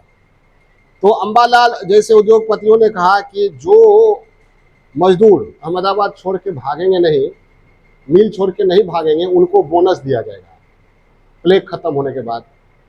तो बहुत सारे मजदूर रह गए, मिल चलती रही, कपड़ा उत्पादन होता रहा। जब प्लेग खत्म हो गया तो मजदूरों ने कहा कि वादा के हिसाब से आप बोनस दीजिए।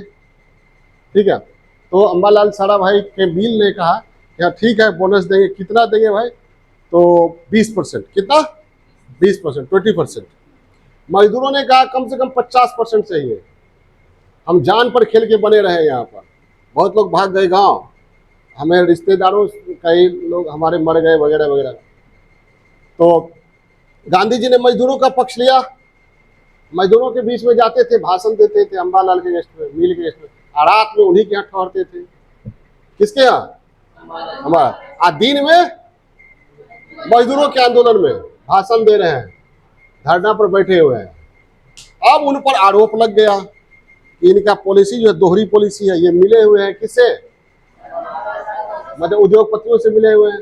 अब इनके ये पर दाग लग गया। ठीक है, जबकि इनका मानना क्या था? सत्याग्रह। क्या? दुश्मन का हृदय परिवर्तन करना। क्या करना है? हृदय परिवर्तन करना। उसके अंदर जो बैठी वृत्ति है उसको खत्म करना है। उसी पर ये काम कर रहे थे। ठीक है, उनको अंबालाल से घृणा थोड़ी था। अंबालाल के अंदर जो हैवान ये थी, मतलब विपरीत गुण था, ठीक है, शोषण का गुण था, उसको खत्म करना था, इसलिए उनके यहाँ ठहरे थे। तो गांधी जी ने क्या किया, आमरण अनशन शुरू कर दिया, ये सिद्ध करने के लिए कि हम मजदूरों के पक्ष में हैं, अंतिम दम तक रहेंगे। जब आमरण अनशन शुरू किया, इससे पहले अम्बालाल को समझाते थे कि भाई मजदूर जो कह रहे हैं दे दो, तो नहीं मानते थे। ठीक है, अब मजदूर के पक्ष में तो खुलकर थे ही, दिन में बोलते ही थे जाके। अनशन पर बैठ गए, जब अनशन पर बैठ गए तो मजदूरों को लगा कि ऐसे दिखावा फिर अम्बालाल को झुकना पड़ा, आए तो बोले अब क्या होना चाहिए। तो उद्योगपतियों और मजदूरोों के बीच समझौता हुआ, गांधी जी ने समझौता कराया, तुम कुछ झुको, तुम झुको, कुछ तुम झुको। 20% था, किसका 20% देने के लिए स्वीकार किया, किसने, अम्बालाल या उद्योगपतियों ने 20%। मजदूर कितना डिमांड करते थे, 50%। कहा कि 35% ठीक रहेगा, तुम 15% माइनस में आओ, तो 15% बढ़ो। नहीं समझे, 35 पर 15% दोनों। इसलिए कहा गया गांधी जी शानदार डॉट डॉट थे दो तत्वों के बीच में। डॉट डॉट समझे, समझ जाइए। बढ़िया मीडिएटर थे, बिचौलिया थे। तो अहमदाबाद में ये उन्होंने दिखाया कि जो दुश्मन है, शत्रु है, उसका विरोध नहीं करना है, उसके अंदर जो छिपी शत्रुता है, पाप वृत्ति है, अपराध वृत्ति है, उसका विरोध करना है।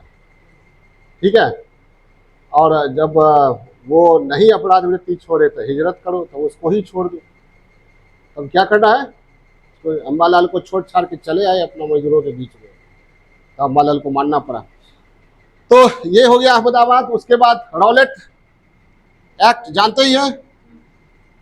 रॉलेट एक्ट में क्या था, इसको रॉलेट सत्याग्रह कहा जाता है। बिना अपील, बिना दलील, बिना वकील। ठीक है, उसके बाद नॉन कोऑपरेशन मूवमेंट, सवर्ण आंदोलन। उसके बाद civil disobedience movement, non cooperation movement, असहयोग आंदोलन, सवर्ण आंदोलन। उसके बाद भारत छोड़ो आंदोलन में, क्विट इंडिया मूवमेंट में इन्होंने सत्याग्रह का उपयोग किया। क्लियर है। अब है, और ये उस समय के विश्व के लिए गांधी जी की ये रणनीति जो थी वह काफी प्रासंगिक थी, क्योंकि उस समय पूरी दुनिया ने 2 विश्व युद्धों को देखा। जिस समय हमारा राष्ट्रीय आंदोलन चल रहा था, गांधी जी 1915 में आए, 14 से 18 के बीच फर्स्ट वर्ल्ड वॉर चला, और 39 से 42 के बीच 39 से 45 जब तक जापान का पतन नहीं हुआ विश्व युद्ध चला। और इस बीच में हमारी रणनीति क्या थी, सत्याग्रह की, अहिंसा की। क्या बोले थे, अंग्रेजों का सपोर्ट करना। ठीक है, तो ये सपोर्ट करना कहाँ है, प्रथम विश्व युद्ध में वो अलग बात है, वो बाद में समझाएंगे। तो इस बीच में हमारी रणनीति क्या थी, सत्याग्रह की रणनीति थी। सत्याग्रह की रणनीति के तहत ही उन्होंने सपोर्ट किया था प्रथम विश्व युद्ध में, रिक्रूटिंग सर्जेंट कहलाए थे। तो उस समय के लिए ये अनोखी रणनीति थी सत्याग्रह, और इसी रणनीति के आधार पर उन्होंने भारत को आज़ादी दिलाई। ठीक है, उस समय ब्रिटिश साम्राज्यवाद से मुसोलिनी भी संघर्ष कर रहा था, हिटलर भी कर रहा था, जापान का तोजो भी कर रहा था। तो जब गोलमेज सम्मेलन में गांधी जी भारत से जाते हैं इंग्लैंड, तो डायरेक्ट लौटते नहीं हैं। उनको लगता है कि कहीं हमारी रणनीति में कुछ खामी तो नहीं है, तो वो जाते हैं। आप जानते हैं रोमिया रोला से, आइंस्टीन से, वगैरह वगैरह से मिलते हैं। इसी क्रम में मुसोलिनी से, हिटलर से मिलना होता है। शायद मुसोलिनी या हिटलर को उन्होंने कहा था कि आप बालू के ढेर पे महल खड़ा कर रहे हैं। बालू के ढेर पे महल मतलब टिकाऊ नहीं होगा, टिकाऊ नहीं हुआ। हिटलर मारा गया, मुसोलिनी का सर फुटबॉल की तरह लुढ़काया गया रोम की गलियों में। ठीक है, और गांधी जी प्रासंगिक हो गए सदा के लिए। यूएनओ ने 2 अक्टूबर को क्या घोषित किया, विश्व अहिंसा दिवस। क्या है ना, रेलिवेंस है तभी तो। ठीक है, हाँ। इसके बाद ये है, अब इसका महत्व क्या रहा, योगदान क्या रहा हमारे देश में। गांधी जी ने सत्याग्रह को ये बनाया, इसका क्या महत्व रहा, इसका योगदान क्या रहा राष्ट्रीय आंदोलन में, कुछ सफलता मिली, ये पॉइंट अब आइए, महत्व क्या रहा, योगदान क्या रहा। अब ये एक बात, एक विजन हमेशा ये रखिए कि किसी व्यक्ति के ना होने से कोई काम रुकता नहीं है, काम तो होता ही है, हाँ देर हो जाती है और काम होने का नेचर हो सकता है बदल जाए, रिजल्ट बदल जाए वगैरह वगैरह। तो गांधी जी ना होते तो भारत आज़ाद नहीं होता, ये कहना बेमानी है, ठीक है, कहीं सही नहीं है। हाँ गांधी जी थे तो गांधी जी के होने से क्या हुआ कि राष्ट्रीय आंदोलन का नेचर अहिंसक बना रहा। क्या बना रहा? अहिंसक बना रहा, और कम से कम रक्तपात में भारत को आज़ादी मिली। और गांधी जी न होते, सत्याग्रह न होता तो जितने लोग मरे, तो सत्याग्रह में भी लोग मरे ना, जलियांवाला बाग में लोग लड़ने के लिए थोड़ी आए थे, सत्याग्रह ही कर रहे थे ना। इसी तरह भारत छोड़ो आंदोलन में भी बहुत सारे लोग मारे गए, सत्याग्रह में भी लोग मरे, लेकिन गांधी जी के न होने से, सत्याग्रह के न होने से जितने मरते उससे काफी कम। और एक अच्छा पिता यही चाहता है कि हमें जो चाहिए हमारे परिवार को वो भी मिल जाए, और उस क्रम में हमारे बेटे को लॉस बहुत कम हो। क्या हो? लॉस बहुत कम हो, हमारा बेटा मारा ना जाए, ठीक है। तो गांधी जी को इसमें सफलता मिली, कम से कम रक्तपात में उन्होंने भारत को आज़ादी दिलाई, इसलिए उनको कहा गया राष्ट्रपिता। क्या कहा गया? राष्ट्रपिता, ठीक है। तो एक सफलता ये रही। और जगह अमेरिका में भी स्वतंत्रता संग्राम हुआ या और देशों में भी हुआ, तो सभी जगह हिंसा का सहारा लिया गया। जहां भी हिंसा का सहारा लिया गया तो जन हिंसा का जवाब सरकारी हिंसा से होता है, और सरकारी हिंसा बहुत खतरनाक होता है। क्यों? सरकार संगठित होती है, उसके पास पुलिस होती है, उसके पास सेना होती है, जनता के पास हथियार नहीं होता है, संसाधन नहीं होते हैं। हाँ, जब पूरी जनता उतर आए विद्रोह पर, तब फिर सरकार को संभालना मुश्किल हो जाता है। लेकिन तत्काल सरकारी हिंसा में ये आम जनता पर बहुत अत्याचार होता है, तरह तरह के अत्याचार होते हैं, ठीक है। जब बांग्लादेश मुक्ति संग्राम चला था तो पाकिस्तानियों ने किस तरह का ये घिनौना काम किया था बांग्लादेश में, जो आपका वो आप लोग पढ़िएगा। ये चिल्ड्रेन ऑफ वार एक फिल्म है, चिल्ड्रेन ऑफ वार, हिंदी में भी अवेलेबल है, चिल्ड्रेन ऑफ वार, ठीक है, पढ़िएगा तो आपको पता चलेगा।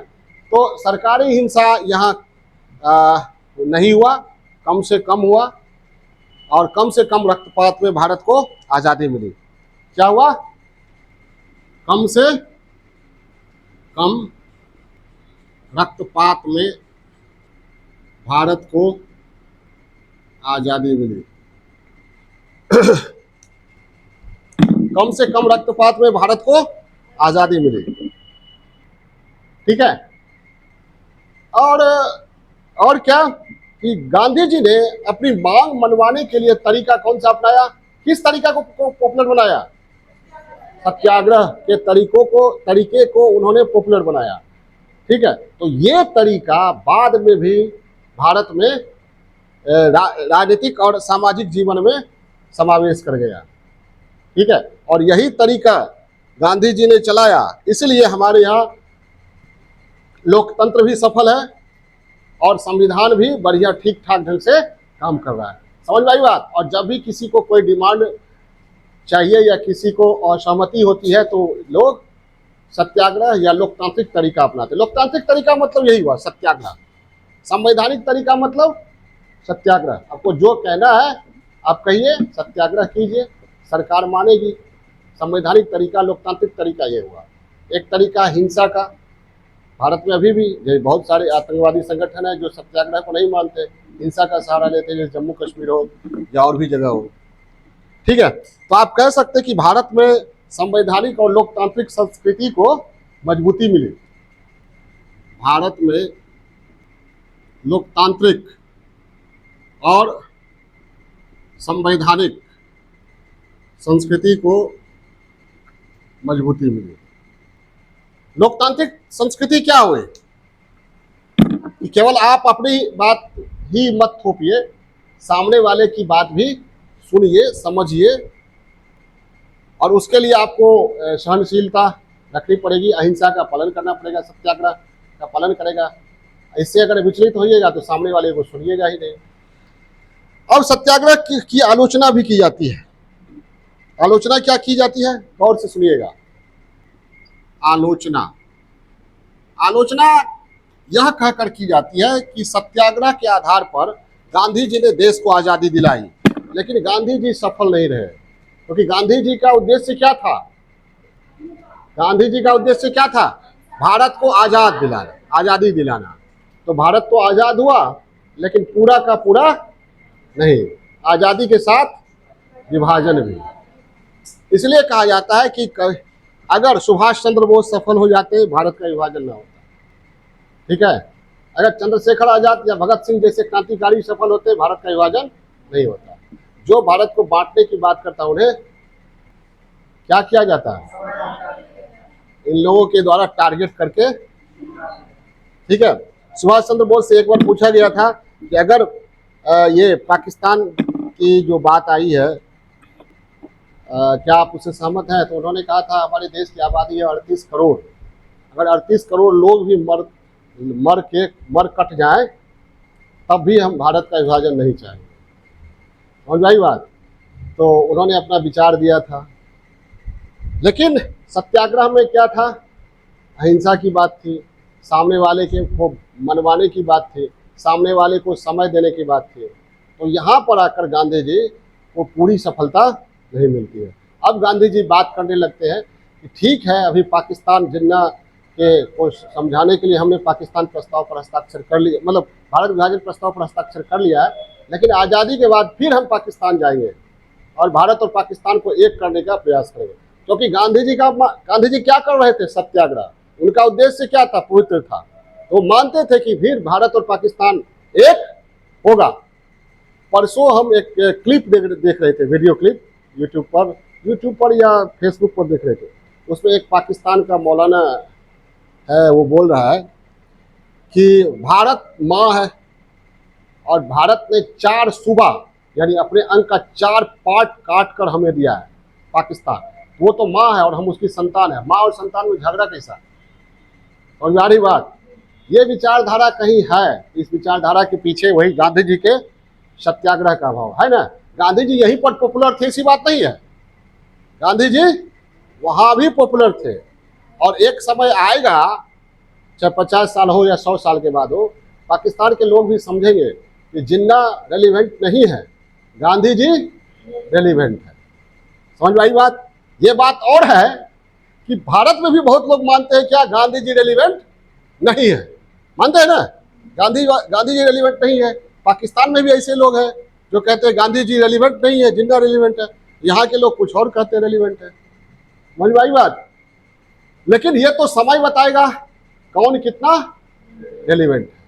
ठीक है, मुसलमानों को लगता है कि गांधी जी हिंदूवादी थे, हिंदुओं को लगता है कि गांधी जी मुसलमान परस्त थे। इसी से सिद्ध हो जाता है कि गांधी जी हिंदुओं के भी थे और मुसलमानों के भी थे। फिर समझ में आई बात? घर में माता पिता पर हमेशा आरोप लगता है। ठीक है, बेटा बेटी सब आरोप लगाएगा कि तुम उसको चाहते हो, तुम माता पिता पर आरोप लगाते ना, आप बड़े भैया को बहुत ज्यादा चाहते हैं, आप छोटे भैया को ज्यादा चाहते हैं, छोटा भाई को ज्यादा चाहते हैं, आरोप लगता है ना। लेकिन माता पिता क्या सबको समान?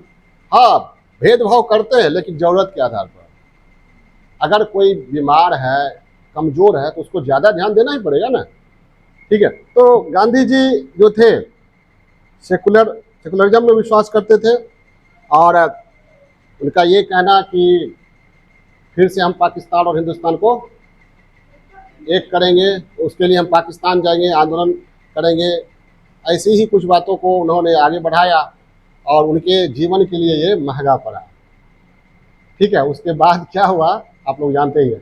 कुछ वर्षों पूर्व मुलायम सिंह यादव ने कहा था, जीवित थे, अभी तो चले गए ऊपर, कहा था कि हम एक आंदोलन करना चाहेंगे जो पूरे एशिया में हो, भारतीय उपमहाद्वीप में हो, और हम चाहेंगे कि भारत, पाकिस्तान और बांग्लादेश कन्फेडरेशन के रूप में, महापरिसंघ के रूप में एक झंडे के नीचे आए।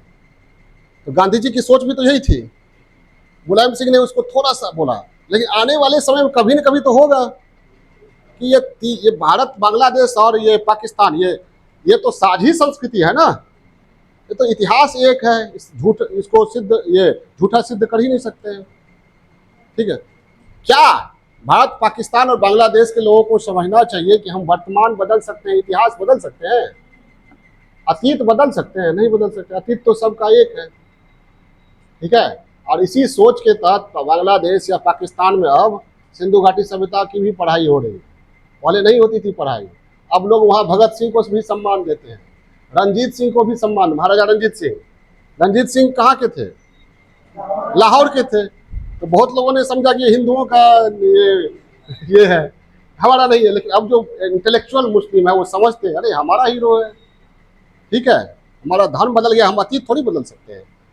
क्लियर है? तो ये विचार जो है, जो यूनिवर्सल ट्रूथ होता है, ठीक है, कहा जाता है ना, सत्य हैरान होता है, हारता नहीं है। थोड़ी देर के लिए ओझल हो सकता है, सूरज को बादल ढक सकता है, लेकिन बादल का अस्तित्व कुछ ही देर के लिए है, सूरज फिर से चमकेगा। तो जो वो चमकने वाला विचार है उसको कोई दबा नहीं सकता, समय रहते वो जरूर फलक पर आएगा।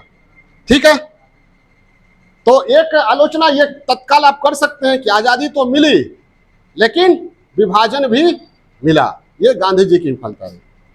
आजादी तो मिली लेकिन विभाजन का भी दंश झेलना पड़ा, ये विफलता कि आप जो चाहते थे वो पूरा पूरा नहीं मिला। ठीक है, भारत अंग्रेजों का गुलाम था, भारत पूरा का पूरा आजाद चाहिए था, लेकिन नहीं मिला। अब सुनिए, हाँ, अब मार्क्सवादियों का क्या कहना है कि गांधी जी ने भूमिपतियों और पूंजीपतियों के विरुद्ध जो असंतोष का विस्फोट हो सकता था भारत में, ठीक है, उसको धीमा कर दिया। उन्होंने उस असंतोष को मोड़ दिया अंग्रेजी साम्राज्यवाद की तरफ। अंग्रेजी साम्राज्यवाद से भारतीयों की कोई लड़ाई ही नहीं थी। भारत में दो ही ये थे वर्ग, शोषित और शोषक। शोषक थे भूमिपति, पूंजीपति और साम्राज्यवादी शक्ति, ये तीनों एक लाइन पर थे, है ना। आप जानते ही होंगे जितने रजवाड़े थे 1857 के विद्रोह में भी 1% रजवाड़ा, मात्र 1% से भी कम रजवाड़ों ने अंग्रेजों का विरोध किया। 99% रजवाड़ों ने साथ दिया, किसका? अंग्रेजों का। कुंवर सिंह को बिहार क्यों छोड़ना पड़ा था? कि बिहार के एक भी जमींदार ने कुंवर सिंह को साथ नहीं दिया। कुंवर सिंह के भी बारे में भी कहा जाता है कि उन्होंने भी जब लगा उनको कि हमारा रियासत छिन जाएगा, तब उन्होंने विद्रोह का झंडा उठा दिया। तो मार्क्सवादियों का कहना है कि एक ओर थे कौन? भूमिपति, पूंजीपति और ये साम्राज्यवादी, और दूसरी ओर कौन थे? यहाँ की शोषित जनता। तो गांधी जी ने भूमिपतियों और पूंजीपतियों के विरुद्ध असंतोष को शिथिल कर दिया, अहिंसा की बात करके। क्या कर दिया? शिथिल कर दिया कि हमारी रणनीति में हिंसा आया ही नहीं। क्या आया? अहिंसा। समझ में आ रही बात? ये तो भूमिपतियों और पूंजीपतियों के विरुद्ध असंतोष को कमजोर कर दिया, क्योंकि इन्होंने पाठ पढ़ाया अहिंसा, अहिंसा ही परमो धर्म। ठीक है, और अहिंसा में त्याग है, तपस्या है। ठीक है, मतलब एक आलोचना की जाती है कि असंतोष को कम कर दिया। अगर गांधी जी ना आते तो यहाँ हिंसा, ये क्रांति होती फ्रांस की तरह, रसिया की तरह। ठीक है, यहाँ भी साम्यवादी क्रांति सफल होती, जैसे सफल हुई कहाँ? चाइना में। जिस तरह सफल हुई कहाँ? रसिया में। जिस तरह सफल हुई कहाँ? क्यूबा में। अब आइए हम देखते हैं कि रेलेवेंस सफल तो हो जाता है, लेकिन साम्यवादी क्रांति चाइना में क्या हो गया? कुछ व्यक्तियों की तानाशाही में बदल गया, माओ, देंग, शी जिनपिंग। रसिया में साम्यवादी क्रांति क्या हुई? कुछ व्यक्तियों के तानाशाही में बदल गई, लेनिन, स्टालिन, ट्रॉट्स्की। ठीक है, और कौन है बीच में? अभी पुतिन है। क्यूबा में कास्ट्रो परिवार की तानाशाही, हो जाए बात। और भारत में डेमोक्रेसी है, और डेमोक्रेसी की ताकत, सबसे बड़ी ताकत ये होती है कि इसमें लगता नहीं है आपको कि क्रांति होगी कभी, लेकिन क्रांति होती है और धीरे धीरे होती है।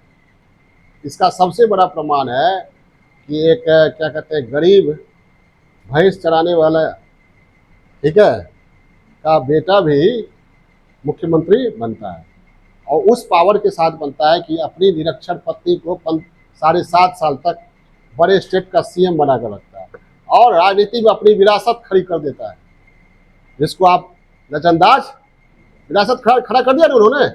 लालू यादव का कोई ये घराना था क्या? राजघराना था। नरेंद्र मोदी का कोई राजघराना था? सामान्य पृष्ठभूमि भी थी? नहीं थी। ऐसे ऐसे ढेर भरे पड़े हैं भारत में। मुलायम सिंह, मायावती हो, बहुत सारे लोग हैं।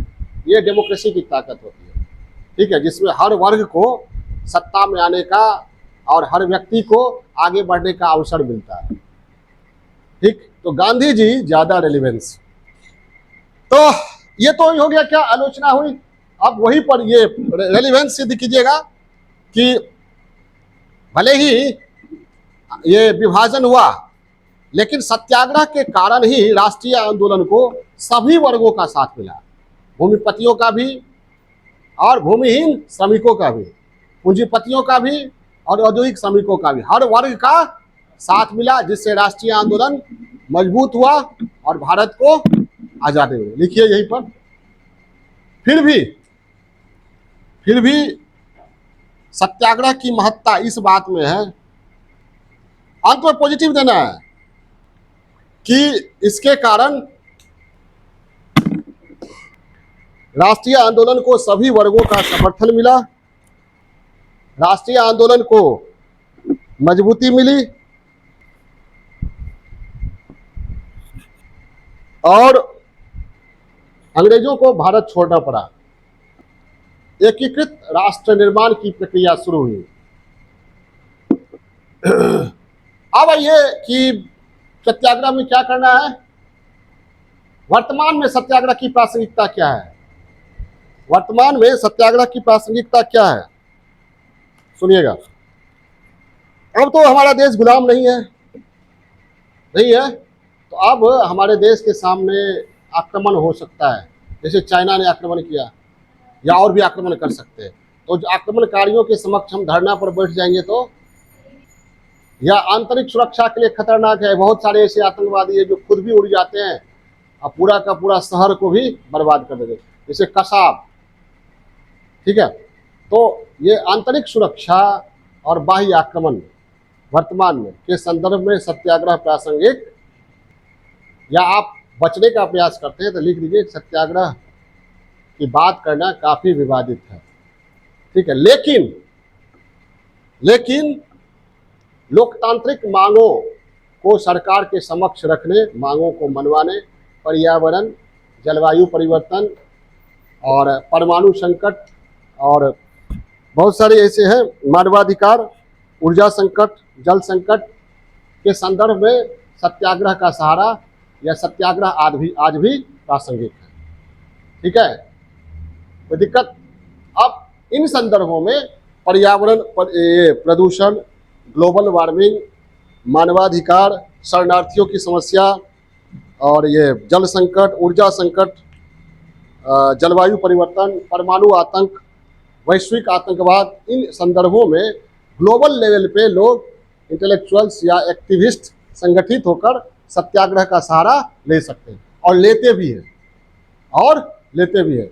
G7 की जब बैठक होती है या इस तरह की बैठकें होती है तो देखते होंगे आप लोग, एक्टिविस्ट वहाँ सत्याग्रह करते हैं कि अमेरिका ये कर रहा है, वो कर रहा है, वो इससे पर्यावरण को नुकसान हो रहा है, ठीक है, या आतंकवाद को बढ़ावा मिल रहा है, वगैरह वगैरह। तो आपका स्टैंड क्या होना चाहिए, क्लियर। पूछा जाए सत्याग्रह आज रेलिवेंट है, कहीं बाह्य आक्रमण हो, बाहरी आक्रमण की बात हो, आंतरिक सुरक्षा जब खतरे में पड़ जाए तो वहाँ पर ये सत्याग्रह की बात करना, हाँ, सामूहिक नहीं है। लेकिन जब वैश्विक आतंकवाद, परमाणु आतंक नव उपनिवेशवाद, जलवायु परिवर्तन, शरणार्थियों की समस्या जैसे ऐसी समस्या है, इस संदर्भ में सत्याग्रह को आधार बनाया जा सकता है। वैश्विक आतंकवाद के संदर्भ में भी सत्याग्रह जो है उतना उपयोगी नहीं है। हाँ, लेकिन सत्याग्रह प्रासंगिक है उस संदर्भ में एक बात और दे सकते हैं कि बाद के कई आंदोलनकारियों ने, गांधी जी के बाद के कई आंदोलनकारियों ने इस तरीके को अपनाया। जैसे तिब्बती धर्मगुरु दलाई लामा ने अपनाया, दक्षिण अफ्रीका में नेल्सन मंडेला ने अपनाया, म्यांमार में आंग सान सूकी ने अपनाया, और अमेरिका में मार्टिन लूथर किंग जूनियर ने अपनाया। ठीक है, Martin Luther King junior America के थे, बहुत बड़े प्रवक्ता, बहुत बड़े नेता, सोशल एक्टिविस्ट। ठीक है, उनका स्पीच कभी सुनिएगा यूट्यूब पर, शानदार स्पीच देते थे मार्टिन लूथर किंग जूनियर का, बहुत बढ़िया प्रवक्ता। अब एक कहानी सुनाते, छोटी सी कहानी। ये एक इंडियन डिप्लोमेट्स जो भारत में रह रहे थे, वे एक दिन एक पार्क में गए। पार्क में गांधी जी की मूर्ति थी और मूर्ति के सामने एक अमेरिकन बच्चा अपने अमेरिकन पिता से पूछ रहा था ये किसकी मूर्ति है। तो अमेरिकन पिता ने अपने बच्चे को कहा ये हमारे मार्टिन लूथर किंग जूनियर के मास्टर हैं, महात्मा गांधी। समझ आई बात? इसी से ये सिद्ध होता है कि गांधी जी भारत में ही नहीं पॉपुलर है, कहाँ, अमेरिका में भी पॉपुलर है। तभी तो वो अमेरिकन फादर ने अपने बच्चे को कहा he is the master of our Martin Luther King junior. ठीक है, तो उनकी मास्टरी ग्लोबल लेवल पे फेमस है।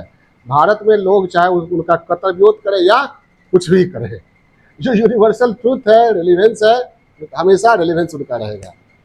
ये था सत्याग्रह की कहानी, मेरी जुबानी। अब चलते हैं आगे ट्रस्टीशिप पर।